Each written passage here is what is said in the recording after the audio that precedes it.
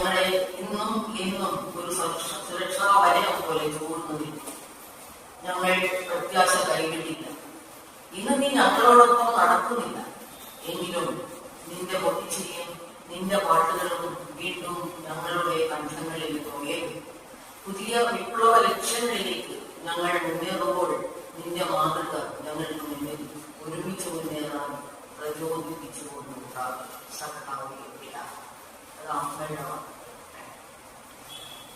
കലാപ്രവർത്തനം ഒരു സംഘപ്രവർത്തനം മാത്രമല്ല, അതൊരു രാഷ്ട്രീയ പ്രവർത്തനമാണ് എന്ന് വിശ്വസിക്കുകയും വിപ്ലവ പാതയിലൂടെ സഞ്ചരിക്കേണ്ട ഒരു ഏരിയയാണ് സാംസ്കാരിക പ്രവർത്തനം. ആ പാതയിലൂടെ സഞ്ചരിക്കേണ്ടതാണ് വിശ്വസിക്കുകയും ചെയ്യുന്ന സംസ്ഥാനം.